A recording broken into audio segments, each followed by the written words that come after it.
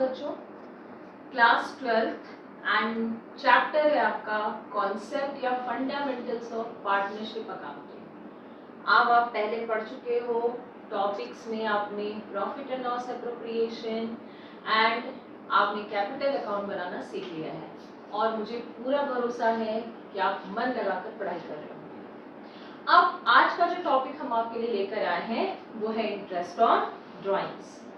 अब मन में सवाल ये है कि इंटरेस्ट ऑन ड्राइंग मैम क्यों टॉपिक पढ़ना है, इतना सारा पढ़ना है हमको। तो पहली चीज, आप अगर प्रॉफिट एंड लॉस एप्रोप्रिएशन बना रहे हैं, क्रेडिट में आपको इंटरेस्ट ऑन ड्राइंग्स लिखना है।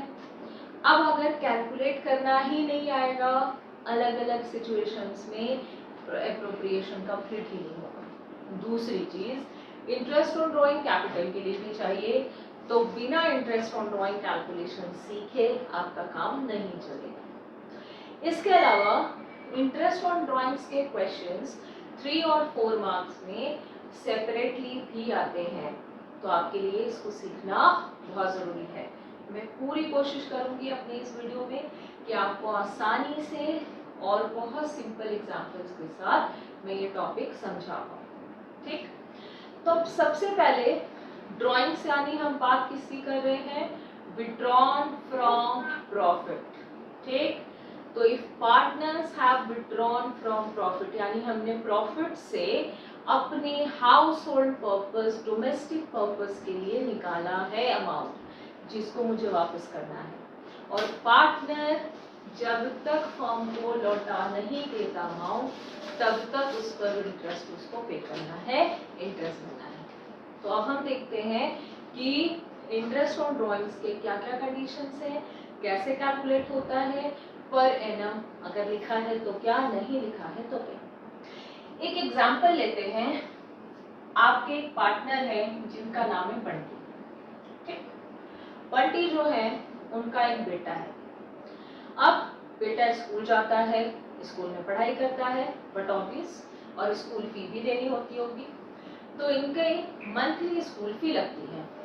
अब इन्होंने क्या किया है कि इनको हर महीने जब जब अपने बेटे की स्कूल फी भरनी होती है तो ये अपने बिजनेस से उतने फीस के बराबर का अमाउंट जो है विड्रॉ कर लेते हैं। मान लेते हैं कि इनको 2000 की जरूरत पड़ती है और अपने बेटे की फीस इस आप फर्म से निकालते हैं 2000 और हर महीने जाकर पे करके आ जाते हैं। अब अगर मैं ये मान लूं कि 2000 का पेमेंट एवरी मंथ, हर महीने ये कर रहे हैं, यानी हर महीने ये 2000 फर्म से विड्रॉ कर रहे हैं। अमाउंट कैसा है, एक जैसा है, यानी मैं इवन अमाउंट कहूंगी। एंड मान लेते हैं इनके बेटे की फीस हर महीने के लास्ट में इनको ड्यू होती है, पे करनी पड़ती है, तो इनकी ड्राइंग भी सेम डेट की है, यानी एवरी मंथ के एंड में, एंड ऑफ ईच मंथ, यानी इनका विड्रॉ करने का टाइम पीरियड भी इवन है। ठीक, तो मैं किस कंडीशन की बात कर रही हूँ, even amount at equal interval of time.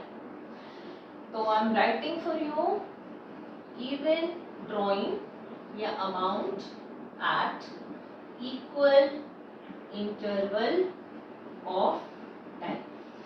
तो अगर विड्रॉल का टाइम स्पैन भी इवन हो और अमाउंट भी इवन हो, एक पॉसिबिलिटी ये बनती है आईओडी की कंडीशन। दूसरा, बबली नाम का एक पार्टनर है और बबली जो है उसका कोई बेटा नहीं है, बच्चा नहीं है, बेटी नहीं है, लेकिन इनको भी ड्राइंग की जरूरत पड़ती है, अमाउंट की जरूरत पड़ती है या कोई रिक्वायरमेंट आ जाती है। मान लेते हैं इनके अपने मेडिकल एक्सपेंसेस आ जाते हैं और उस मेडिकल एक्सपेंसेस को मेट आउट करने के लिए, आप सब जानते होंगे मेडिकल खर्चे बहुत यूज होते हैं, तो इनको अचानक पैसों की जरूरत होती है और ये एक lump sum amount 1 lakh firm से विड्रॉ करते हैं, निकाल लेते हैं, जो बाद में इनको वापस करना है। लेकिन ये ड्राइंग कैसी हो गई, लंप सम। इन्होंने इंस्टॉलमेंट में नहीं विड्रॉ किया, इन्होंने एक साथ अमाउंट विड्रॉ किया। तो आपके ड्राइंग्स की पॉसिबिलिटी 2 तरह की होती है, दो तरह से आपकी ड्राइंग्स की जा सकती है। एक है इन इंस्टॉलमेंट्स, जो यहाँ हम बंटी जी के केस में देख रहे थे, और दूसरा हो सकता है कि हम इंस्टॉलमेंट्स में ना करके हम ड्राइंग जो है एक साथ पूरा अमाउंट एक साथ विड्रॉ कर ले किसी भी डेट पर। हो सकता है मिड ऑफ ईयर हो, एंड ऑफ ईयर हो, बिगिनिंग ऑफ ईयर हो। तो ड्राइंग दो तरह से की जा सकती है। One is that is in lump sum and other is in instalment. अब इंस्टॉलमेंट की अगर हम बात करें तो इंस्टॉलमेंट में जब हम ड्राइंग करेंगे तो पॉसिबिलिटी ऐसी भी बनती है कि ये ड्राइंग हम एक जैसा अमाउंट ड्रॉ करें, और अगर हमारी ज़रूरत कम या ज़्यादा हो तो अनइवन अमाउंट भी ड्रॉ किया जा सकता है। जैसे हम एग्जांपल लेते हैं तीसरे पार्टनर का। तीसरे पार्टनर है आपके गोलू। तो जो गोलू है उसको कभी किसी काम के लिए, या मान लीजिए कि किसी इमरजेंसी की वजह से इनको 1 जनवरी को 50,000 की जरूरत पड़ी, इन्होंने 50,000 ड्रॉ कर लिया।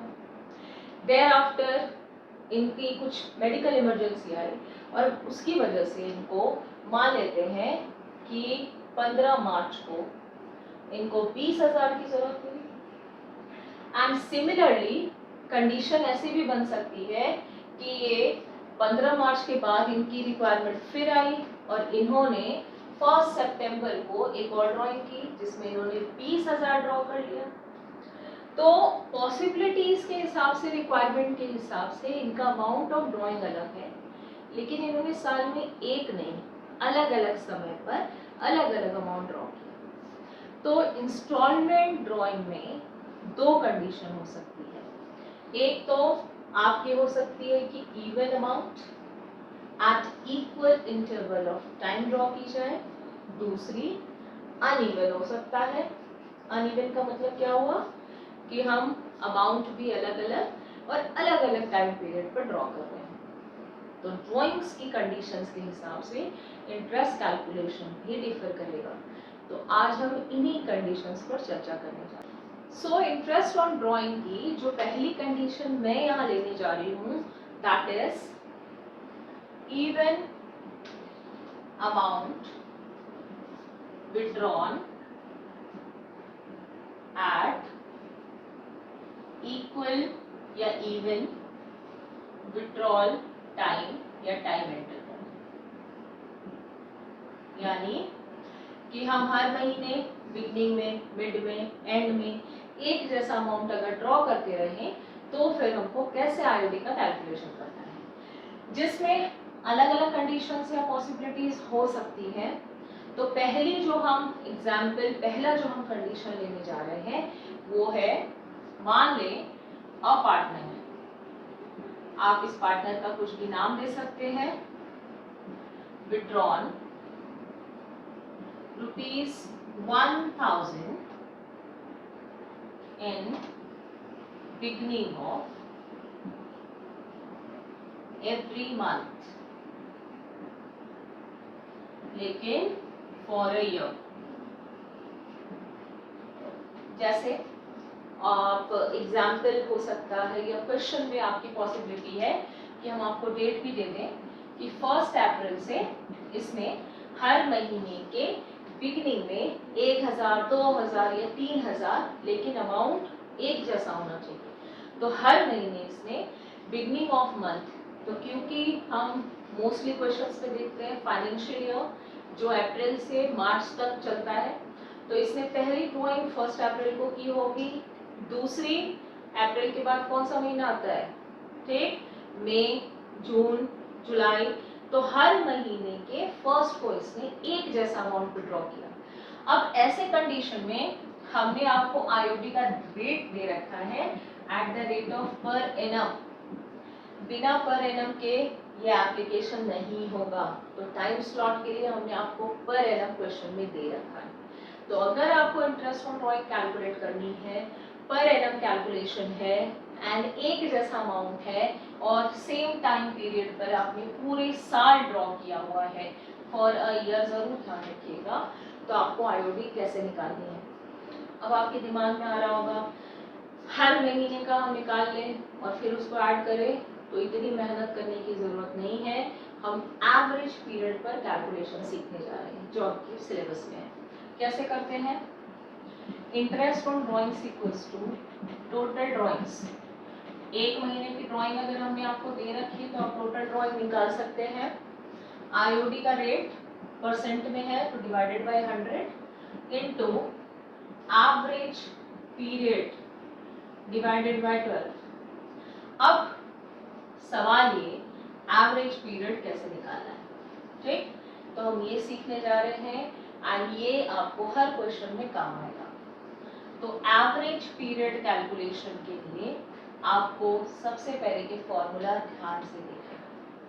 मंथ्स या time left after first drawing plus time या months left after last drawing, एक बीच में प्लस साइन है, होल डिवाइडेड बाय 2। तो इसको एग्जाम्पल से, सेम क्वेश्चन के एग्जाम्पल से देखना है कि आपको इसको कैसे करना है, कैसे कैलकुलेशन करना है। देखिए हमारी पहली ड्राइंग 1 अप्रैल को हुई है, तो फर्स्ट ड्राइंग और लास्ट ड्राइंग आपको चाहिए। फर्स्ट ड्राइंग 1 अप्रैल को अगर हुई है तो आपका ईयर है अप्रैल टू मार्च। तो जरा 31 मार्च 31 मार्च तक कैलकुलेट करके देखिए कि 1 अप्रैल से मार्च तक कितने महीने लेफ्ट हुए, बचे, रिमेनिंग है। काउंट करिए, और क्योंकि ये 1 अप्रैल है तो अप्रैल भी काउंट होगा, अप्रैल मई जून जुलाई काउंट करिए, तो इट इज 12 मंथ्स। अब लास्ट ड्राइंग के बाद के मंथ्स चाहिए, तो लास्ट ड्राइंग 1 मार्च को ही होगी क्योंकि हम बिगिनिंग ऑफ एवरी मंथ में ड्रॉ कर रहे हैं। तो मार्च के बाद कितने महीने बचे? पूरा मार्च, यानी 1 मंथ। अब एवरेज पीरियड कैलकुलेशन के लिए आपको टाइम या month left after first drawing, ठीक, that is 12 months and last drawing that is 1 month, इसका एवरेज निकालिए 6.5 मंथ्स। यानी अगर मुझे आईओडी कैलकुलेट करनी है, टोटल ड्राइंग्स लेंगे 12 या 10 या 6, जो भी आईओडी का रेट है, rate upon 100 and average period. अब इस क्वेश्चन में 6.5 है तो 6.5 अपॉन 12 करके कैलकुलेट करेंगे। तो मैं यहाँ डिजिट्स में, नंबर्स में लिख रही हूँ, आप आईओडी कैलकुलेशन कर लीजिए। एक महीने की ड्राइंग अगर 1000 है तो पूरे साल के 12 महीने होते हैं, तो टोटल ड्राइंग हुई 12,000। रेट हमने 10% लिया है एंड एवरेज पीरियड हम यहाँ 6.5, अब क्योंकि ये मंथ्स में है पूरे साल का कैलकुलेशन करना है तो 6.5/12। ये आप जैसे ही कैलकुलेट करेंगे आपका आईओडी निकल कर आ जाएगा। तो ये आपने पहली कंडीशन देखी जिसमें सेम अमाउंट हमने ड्रॉ किया इक्वल इंटरवल ऑफ टाइम पर, और ये बिगिनिंग ऑफ एवरी मंथ हमने लिया। इसी तरीके से मिड एंड भी होता है। तो इसके कैलकुलेशन सब आगे देखेंगे। Bye, have a nice day.